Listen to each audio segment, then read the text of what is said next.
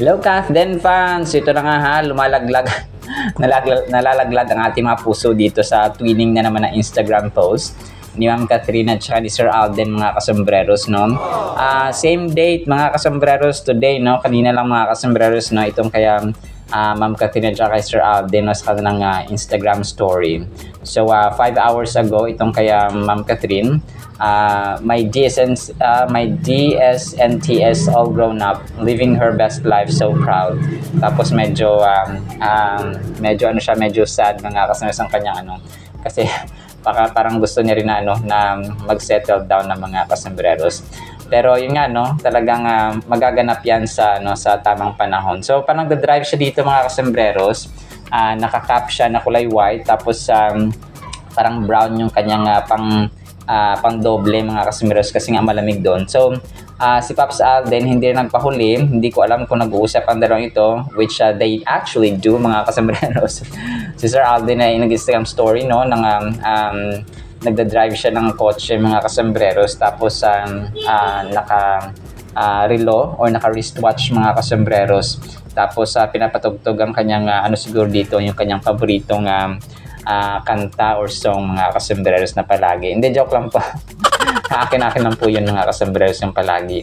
So yun po, no, talagang ang hirap na nila ipagtanggol, mga kasombreros, ha. Hindi naman nahalata ang kanilang mga posts, no.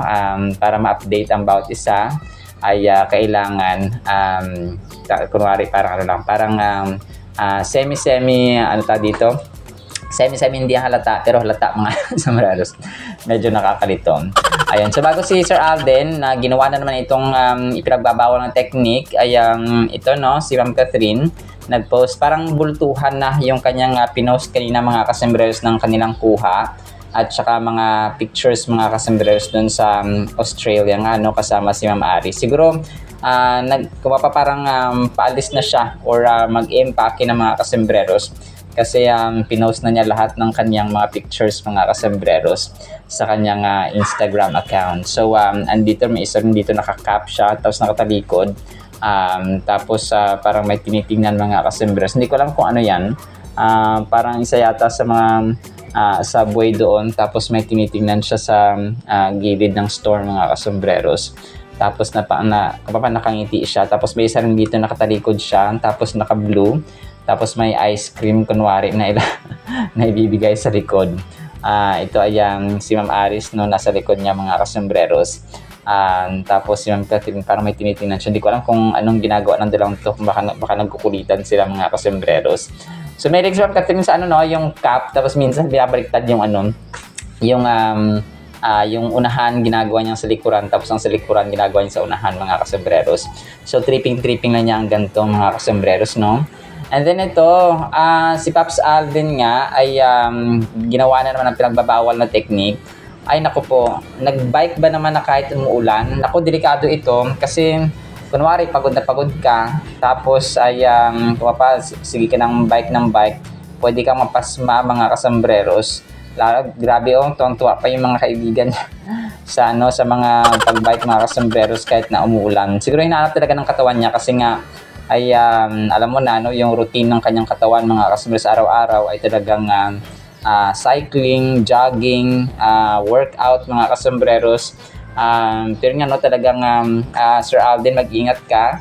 Ay tawag dito, yung katawan natin ay parang tire lang din ng gulong ng isang kotse or ng isang bike, na kapag nasobrahan ng gamit ay tapos nabasa, ay uusok, no.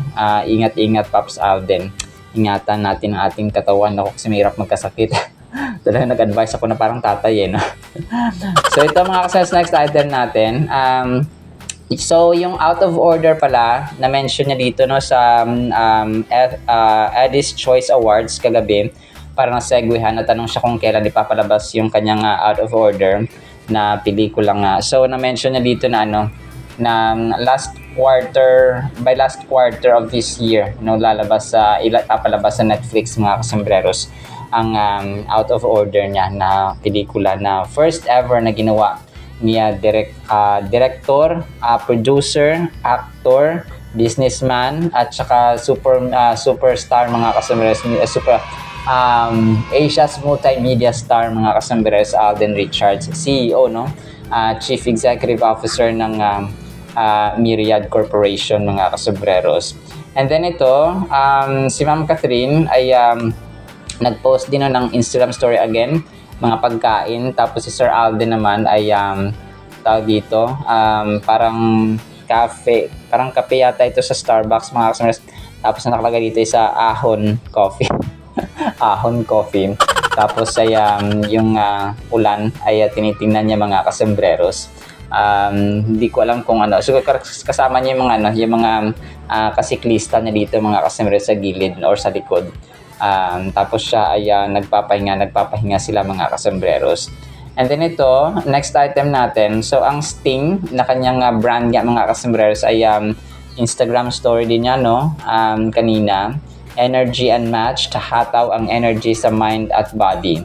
So Sting Energy Drink. So part ng kanyang endorsement at ng kanyang tawag dito, pagpo-post kanina ng kanyang Instagram account mga kasambreros ay itong Sting nga, no?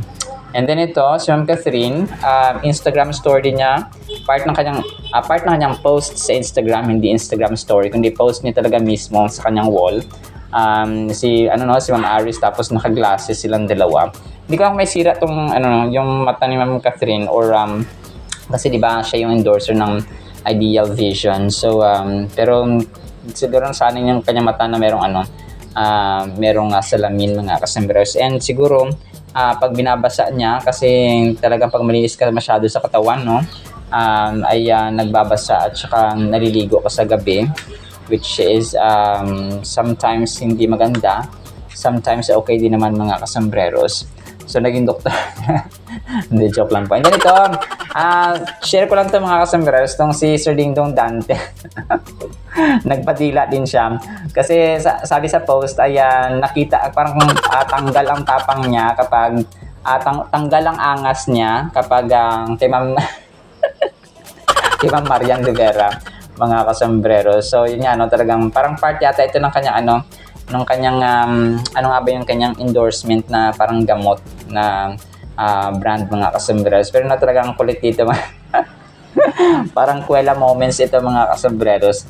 Tapos ang caption ng post ay tanggal ang angas mo pag si Marian Rivera na. So I have two sides, ako pag nilambi. Sobrang kulit niya, Sir Dingdong Dantes. Alright, so na sa ating Kathleen items ha. Sana po ay pangyan po natin ang Word of God. Again, today is July 21, 2025, Monday na po, and a blessed evening po sa bawat isa. At para po sa ating Word of God ay napakaganda po nito mga kasambreros. Medyo nakakatakot pero wag po tayo matakot. Ang title po, Ang Wakas. 1 Peter 4:7, But the end of all things is at hand, therefore be serious and watchful in your prayers. Grabe. Napakaganda nito mga kasombrero. So although medyo nakaka-thrill siya, kasi nga end times itong ating pag-uusapan mga kasembreros. Si Apostol Pedro ay parating nag-encourage sa kanyang mga tagabasa, no, kagaya natin, nagre-remind sa atin ng yung present position ng ating mananampalataya ni Kristo at ng mga tao sa kay Kristo, and by pointing them toward what Christ will accomplish in the future. Kasi di ba natapos na niya yung kanyang mission sa krus ng Kalbaryo, which he observed, he paid every single sin na meron ng tao. So ngayon ang pamuhay natin at present ay yung huhusgahan mga kasembreros sa end times, sa kanyang second coming mga kasembreros. And ang 1 Peter 4:7 ay nire-remind tayo na sa ibang version kasi ito self-controlled at saka sober-minded, kasi nga malapit nang matapos ang mundo mga kasembreros. Kung sino, kung kailan at kung anong panahon, anong oras mga kasembreros, wala pong nakakaalam, only God the Father. So sinabi niya dito, the end of all things is at hand, can be more literally understood as the culmination of all things is near. Culmination, yung evaluation ba, yung kumbaga pa, yung dito ang pag-evaluate sa ating mga nagawa dito sa mundong ito. Nabuhay ba tayo na may pananampalataya kay Kristo? Naglaan ba tayo ng panahon? Naglaan ba tayo ng oras sa kanya, mga kasombrero, sa kanyang Bible, sa pagbabasa ng Biblia, sa pag-aaral ng kanyang salita, sa pagsunod ng kanyang salita, sa panalangin, sa paghahayo, sa pag-share ng gospel, sa pag-ibig sa ating mga kapwa, sa pag-ibig sa Diyos, of course, and so on, mga kasombrero. Naging mabuti ba tayo? Nanampalataya ba tayo? And will live according to His will, mga kasembres, or hindi. So Peter taught, as Apostle Paul did, that God's plans for the future were motivators for godly living. So talaga maka-Diyos na pamumuhay, and yun nga, may pananampalataya sa Panginoong Hesus, mga kasembreros. The imminent return of a Christ will be the culmination of history, and it's probably what Peter had in mind, no? Kagaya po ng sinabi niya sa 1 Peter 4:13, mga kasembreros. And nire-remind niya tayo na yung chief shepherd ay balang araw mag-a-appear, mga kasembreros, at tayo po ay kanyang huhusgahan, no? Ito po ay hindi pananakot, mga kasembreros. Actually, ang mga warning is a sort of prevention. Kasi for example, nag-warn ang Pag-asa na lumikas na kayo kasi magkakaroon ng landslide, magkakaroon ng baha and flash floods, for example. So kailangan lumikas. So warning yon na lumikas ang tao. So kapag lumikas ka, kapag sumunod ka, maliligtas ka. Kapag hindi ka sumunod, so yun nga, dilubyo at saka distraction ang iyong aabutin. So parang ganoon din ang salita ng Panginoon na tayo, since hindi natin alam kung anong oras at anong panahon, anong year, kasi marami ang nagsabi, nakita ko sa mga TikTok, sa mga FB Reels na gantong taon maging end of the world, gantong taon. So wake up call ito sa atin na maging wise tayo, no? Maging wise tayo, mga kasembreros, maging maalam tayo. Kung kaya I always encourage you to read and study the Bible, mga kasembreros, kasi dito tayo magiging panatag na ganito pala. So magiging maalam tayo, and we are also feeding our souls, mga kasembreros. All-in-one ang Bible, mga kasembreros. It teaches us, it reminds us, it guides us, mga kasembreros, and so on. So marami, all-in-one, total package po ang Biblia, mga kasembreros. So yun nga, one day mag-a-appear at saka magpapakita, magbabalik ang ating Panginoon, mga kasembreros. And may ang napakaganda nito, kapag tayo pa ay namuhay na may pananampalataya, He will give us the crown, the crown of life or the crown of glory, mga kasembreros. May reward talaga yung mga taong nanampalataya at namuhay ng ayon sa kalooban ng Panginoon. Peter encouraged them that even in their suffering, they could look forward to the day when God would complete, confirm, establish, and strengthen them. So that's 1 Peter chapter 5 verse 10, mga kasembreros. So tayo, kahit na malapit na ang end of times, ang end of the world, mga kasembreros, it will not take place, mga kasembreros, right away. It's just at hand, malapit siya, mga kasembreros. Pero wala kasing pwedeng mag-disclose, mga kasembreros, mag-reveal kung anong petsa, anong year, anong decade, mga kasembreros. Only God can know it. Only God knows, mga kasembreros. God had been executing His plan, and as Paul explained in 1 Thessalonians 4:5, Jesus would return to for His believers and take them to heaven with Him. So that's 1 Thessalonians 4:14-17. And ang bottom line dito, mga kasembreros, ay maging handa na maging ready. Peter wrote that the end of all things is at hand, yet he recognized that this did not mean that the end would come right away. Yung mention natin, mga kasembreros, kasi marami talaga ang naging prophet, may mga prophet naman, pero kapag nagbitiw sila ng salita, nagbitiw sila ng petsa, doon na po tayo hindi maniniwala, mga kasembreros, kasi sinasabi ni Lord sa kanyang salita na wala nakakaalam, only God the Father, mga kasembreros, na nakakaalam kung kailan at kung saan, kung kailan, mga kasembreros, mangyayari ang end of time at second return of the Lord Jesus Christ. So Peter challenges believers to be holy in their conduct, tayo rin po yun, mga kasembreros, and diligent to make the most of the time. So kailangan gamitin natin ang panahon ang oras ng maayos mga kasembreros. At isa pang reminder ni Apostle Peter dito sa atin mga kasembreros ay yung pagiging patience, no? At saka yung pasensya ng Panginoon sa atin. Imagine niyo araw-araw, kada segundo, kada minuto, kada millisecond, ang bawat tao ay nagkakasala sa isip, salita, sa gawa mga kasembreros. And hindi lang tayo dito sa Pilipinas ang tao.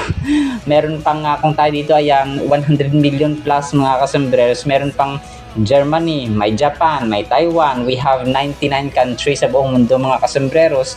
So ang dami, no, bata, matanda. So imagine niyo 8 billion, almost 8 billion mga kasembreros, or more than 8 billion yung population ng mundong ito. So naisipan natin na tapos nagkakasala ang bawat isa. So yung Diyos natin talagang ang pasensya niya talaga ay hindi masukat mga kasembreros. Grabing patience niya na kahit hanggang ngayon ay hindi niya pa tinatapos, no, hindi niya pa tinutuldukan ang lahi ng tao at ang kasaysayan ng mankind mga kasembreros. Grabe, no?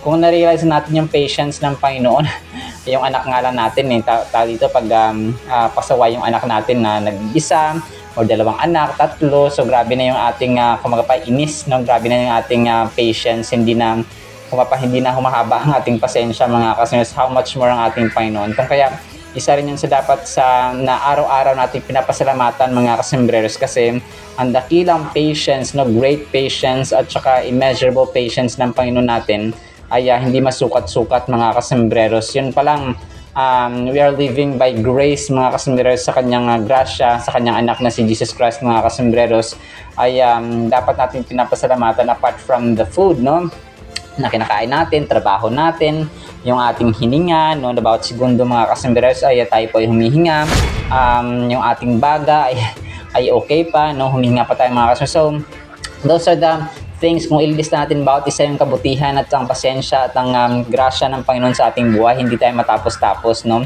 Kahit ano pa yan ng bawat ng isang araw mga kasembreros, ang kanyang kadakilaan, ang kanyang kabutihan, ang loving kindness, ang mercy, ang forgiveness, ang love, ang patience, at ang kanyang walang hanggang awa mga kasembreros sa atin ay hindi po masukat-sukat. So those are the things na magbibigay dapat sa atin ng dahilan na magpasalamat, no, ibuka natin ang ating bibig, talagang ibuka natin ang ating mga labi mga kasembreros para pasalamatan ng ating dakilang Diyos. Kulang pa actually ang salitang salamat, but that's all what we have mga kasembreros sa ating mga buhay. And syempre yung pagsunod sa Kanya ay one way of appreciation and gratitude mga kasembreros, na tayo po ay nagpapasalamat sa Kanya when we obey His will in the Bible. The end of all things is at hand. One day, God will fulfill all the promises He made regarding future events. So nakakatakot ito sa mga hindi mananampalataya, pero para sa mga mananampalataya na kagaya natin ay in-anticipate natin ito, yung pagdating ni Jesus Christ mga kasembreros, second coming niya,